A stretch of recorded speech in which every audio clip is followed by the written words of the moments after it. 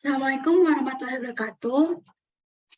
Kami dari kelompok 2 ingin mempresentasikan makalah mengenai manifestasi partai politik dalam pemilu pada era reformasi. Masuk ke latar belakang masalah. Pada dasarnya, partai politik Indonesia dapat digolongkan dalam beberapa periode perkembangannya, yaitu mulai dari masa penjajahan Belanda, masa penjajahan Jepang, sampai dengan reformasi saat ini. Selama periode perkembangannya tersebut sudah banyak perubahan yang terjadi mulai dari sistem kepartaian, kebijakan-kebijakan mengenai partai politik, hingga jumlah partai yang ada di Indonesia sampai saat ini. Seiring berkembangnya waktu, era reformasi partai politik kembali bergeliat pada masa era reformasi pemerintahan, menjunjung tinggi demokrasi politik sehingga muncullah kebebasan berekspresi.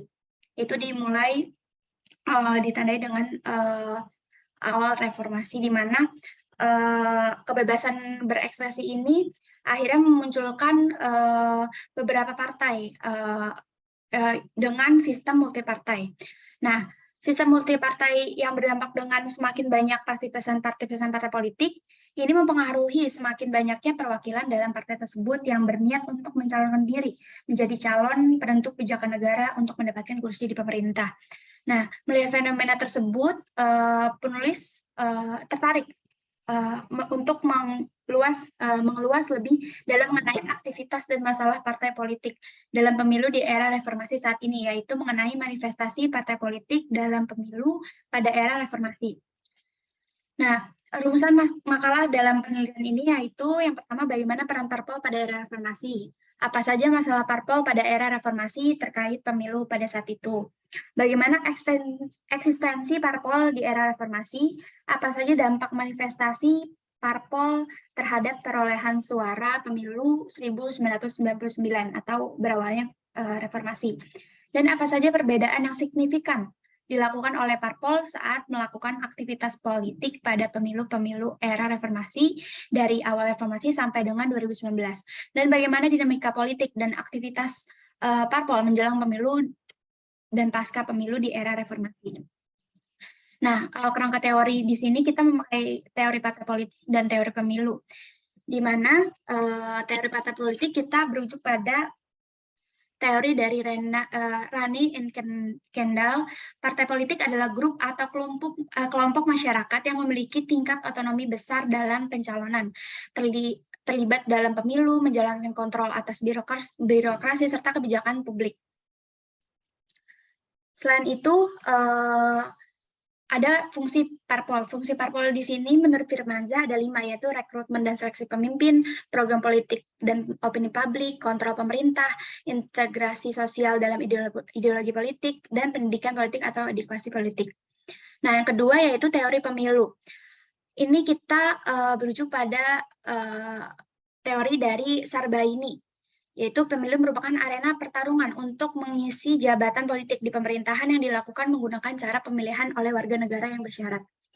Di sini juga ada fungsi dari pemilu, yaitu menurut Syamsuddin Haris, yaitu legitimasi politik, fungsi perwakilan politik, pergantian atau sirkulasi elit penguasa, dan sarana pendidikan politik. Di sini juga dijelaskan bagaimana pemilu di era reformasi. Selanjutnya akan dibacakan oleh Firdaus. Ada 6 gambaran umum. Yang pertama, saya akan menjelaskan tentang peran parpol di era reformasi. Peran partai politik di era reformasi sebagai tulang punggung demokrasi. Partai politik dalam sistem politik suatu negara merupakan wadah pemilihan pemimpin nasional dan daerah. Pengalaman serangkaian pemilihan pemimpin nasional dan daerah melalui pemilu membuktikan keberhasilan partai politik sebagai pilar demokrasi. Yang kedua, memasuki era reformasi. Partai politik tampak lagi dengan banyaknya tuntutan masyarakat, namun tanpa institusi yang baik untuk mendampinginya. Partai politik saat ini tidak tunjukkan akuntabilitas pemilih. Partai-partai era reformasi juga telah jatuh di dalam oligarki. Dalam proses pengambilan keputusan strategis mereka, tren sejauh ini menunjukkan bahwa pengambilan keputusan partai tertutup dan hanya ditentukan oleh sekelompok kecil elit partai.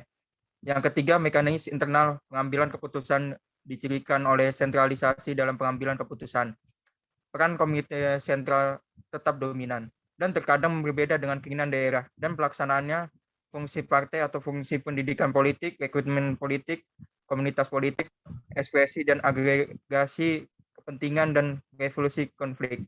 Yang keempat, paling sedikit 3 isu terkait pelembagaan partai politik, yaitu ideologi dan platform, koalisi dan manajemen konflik, rekrutan dan perekrutan. Selanjutnya, ada problematika partai politik pada era reformasi. Jadi di era reformasi tersebut, pengaruh dari konflik yang pada di era partai politik itu mengalami perpecahan atau lahirnya partai-partai baru, yang dimana ini menimbulkan dualisme kepemimpinan partai politik. Nah, tingginya dari eskalasi ini menimbulkan konflik internal dan konflik lainnya. Umumnya konflik tersebut diutamakan karena kepentingan jabatan dalam koalisi partai. Nah, jadi sifat ini mendorong para koalisi untuk menjadikan partai politik tersebut sebagai mata pencaharian untuk mendapat kekuasaan dan tuntunan partai politik atau dari job seeker tersebut. Yang terakhir adalah problematikanya partai politik menginginkan partisipan untuk memenangkan pemilu. Nah, dari kedua tersebut bisa memberikan pandangan kalau partai politik menunjukkan hanya untuk mendapatkan sesuatu dengan cara impulsif. Selanjutnya ada eksistensi parpol di era reformasi. Selama 21 tahun reformasi yang telah kita lalui, setelah runtuhnya pemerintahan Orde Baru, pendirian partai politik masih tumbuh subur bak jamur di musim hujan. Pemilu pada tahun 2004 diikuti oleh 24 partai politik peserta pemilu, lebih sedikit dibandingkan dengan pemilu tahun 1999 yang terdiri dari 48 partai politik sebagai peserta pemilu. Pemilu pada tahun 2009 mengalami kenaikan drastis bahwa jumlah partai yang menjadi peserta pemilu di tingkat nasional sebanyak 38 partai dan 6 partai lokal di Aceh. Tetapi mengalami penurunan pada pemilu 2014 lalu, bahwa jumlah partai yang lolos sebagai peserta pemilu hanya 12 partai nasional dan 3 partai lokal. Sekarang ini, menuju pemilu pada tahun 2019, jumlah partai yang lolos sebagai peserta pemilu adalah 16 partai nasional dan 4 partai lokal. Konflik internal di dalam partai. Di dalam banyak kasus, partai-partai baru itu tidak didirikan oleh para elit politik baru, melainkan oleh para elit politik lama. Hingga sekarang ini memasuki pemilu 2019 ketika mereka kecewa dan tersingkir di dalam arena konflik, khususnya dalam perebutan kepemimpinan partai, mereka berusaha membentuk partai-partai baru. Partai-partai baru itu diibaratkan seperti old wine in new bottle. 37 misalnya. Partai-partai yang berasal dari Partai Golkar yang baru-baru ini hadir seperti Hanura, Gerindra, Nasdem, dan Partai Berkarya merupakan sempalan Partai Golkar. Melihat realitas di atas dan ditambah fakta setelah pemilu sebelumnya yang menunjukkan bahwa partai-partai baru dapat memperoleh kursi di lembaga DPR, maka memasuki pemilu 2009, tampak bahwa partai-partai di Indonesia perlahan tetapi pasti secara drastis mengurangi muatan ideologis mereka dalam rangka untuk meraih sebanyak mungkin jumlah pemilih. Partai-partai politik cenderung menjadi catch-all party, tampaknya pembentukan dan pemeliharaan konstituen tak lagi menjadi agenda kerja partai. Begitu pula dalam menjalankan fungsi partai, tampak sebagian baru akan terlihat gregetnya saat tibanya pemilu. Selanjutnya akan dibacakan oleh teman saya, Khairunisa. Dampak reformasi. Dilihat dari sejarah dan peristiwa yang dibahas dalam gambaran umum, dapat diketahui dampak utama dari reformasi adalah rakyat diberi kebebasan dalam memilih pemimpinnya dan bebas dalam menyampaikan pendapatnya. Meskipun begitu, partai politik hadir sebagai wadah atau sarana yang menampilkan tokoh-tokoh sebagai calon pemimpin selanjutnya. Peristiwa reformasi juga menunjukkan bagaimana sudah sebuah negara Indonesia diproses sedemikian hingga menjadi salah satu negara demokrasi terbesar di dunia. Meski tidak sepenuhnya selesai kasus korupsi di tatanan pemerintah kala itu juga diselesaikan. Kebebasan pers juga menjadi salah satu hasil dari reformasi di mana pers saat ini dapat memberikan informasi-informasi dari gejolak politik sampai masalah-masalah sosial. Meski begitu, dari pemilu terakhir yang dilakukan Orde Baru tidak benar-benar hilang, karena diberi kebebasan pihak-pihak tertentu dari para pelaku politik cenderung memanipulasi media dan informasi kepada masyarakat. Hal ini tidak lepas dari keberadaan partai politik, terutama yang keberadaan ada sejak tahun 1999. Beberapa partai politik masih memiliki kecenderungan dalam memelihara nilai-nilai dari Orde Baru, sehingga masih butuh waktu bagi Indonesia untuk benar-benar lepas dari masa Orde Baru selanjutnya. Perbedaan signifikan yang dilakukan oleh parpol saat melakukan aktivitas politik pada pemilu di era reformasi.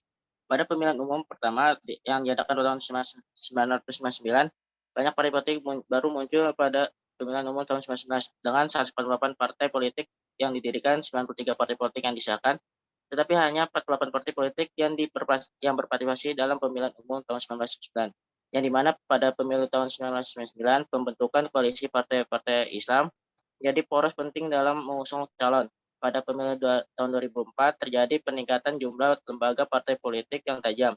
Dengan jumlah partai politik mencapai 237, dari jumlah tersebut hanya 50 partai politik yang disahkan sebagai badan hukum dan hanya 24 parpol yang dapat mengikuti pemilu 2004.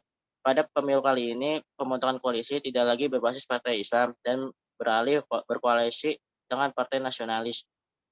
Pada pemilu 2009, jumlah partai yang terbentuk sekitar 132 partai. 22 partai lolos verifikasi, ditambah 16 partai, di mana 7 partai lolos di ambang batas 3%. 9 partai meraih kursi DPR, diantaranya 38 parpol yang lolos pemilu 2009 berlaga secara nasional, dan 6 parpol lokal berlaga di Provinsi Aceh. Pada pemilu tahun 2009, masih sama dengan pemilu 2004 yang berkoalisi dengan partai nasionalis. Pada pemilu 2014, juga terjadi penurunan bahwa ada 14 partai yang didirikan dan mendaftar ke Kementerian Hukum dan HAM. Namun hanya satu lolos verifikasi, yaitu Partai Nasdem. Dari 34 parpol yang mendaftar ke Koalisi Pemilihan Umum KPU dan yang lolos menjadi peserta pemilu hanya sebanyak 10 partai. Dan pada pemilu kali ini, pembentukan koalisi partai-partai politik diwarnai dengan adanya isu politisasi agama di masing-masing kubu. Pada pemilu 2019, Komisi Pemilihan Umum KPU menetapkan dari 16 partai politik yang mendaftar, dari 14 diantaranya dinyatakan lolos rekapitulasi nasional verifikasi faktual sebagai peserta pemilihan umum 2019. Pada pemilu kali ini, koalisi masih sama dengan pemilu 2004. Selanjutnya, Analisis dinamika politik dan aktivitas parpol menjelang pemilu dan pasca pemilu di era reformasi.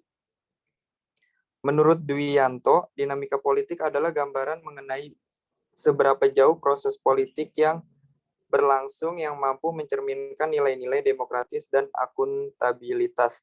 Berdasarkan penjelasan tersebut, maka dinamika politik dapat mempengaruhi masyarakat secara timbal balik. Salah satu upaya untuk menganalisis dinamika politik yaitu dengan menganalisa hubungan antara eksekutif dan juga legislatif. Pemilu atau pemilihan umum merupakan pesta rakyat yang dilakukan setiap 5 tahun sekali. Euforia menjelang pemilihan umum, baik legislatif maupun eksekutif, kerap kali dimeriahi oleh kampanye-kampanye partai politik. Metode yang dilakukan partai politik dalam memeriahkan pemilu yang merupakan ajang untuk unjuk diri antara lain penciptaan image yang positif.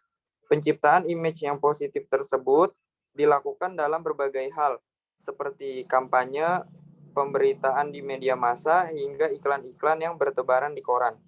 Namun, pada kenyataannya pasca pemilu hal tersebut berbanding terbalik dengan janji-janji manis yang telah diucapkan oleh partai politik tersebut dalam kampanyenya. Seakan-akan lupa ingatan pernah berkata seperti itu. Partai politik yang terpilih cenderung tidak konsisten pada janjinya. Berdasarkan hasil penelitian dan analisis kelompok kami mengenai manifestasi partai politik di era reformasi dalam pemilu, bahwa dapat kami tarik kesimpulan manifestasi sebagai arti perwujudan nyata yang dilakukan oleh partai-partai politik di era reformasi semakin jelas terlihat. Hal ini ditandai dengan semakin banyaknya bermunculan partai-partai politik baru dalam era kontestasi pemilu di era reformasi. Selain itu juga kegiatan komunikasi politik berupa kampanye dan dilakukan secara seksama dan lebih terbuka. Hal tersebut dapat dianggap sebagai hal buruk ataupun hal baik.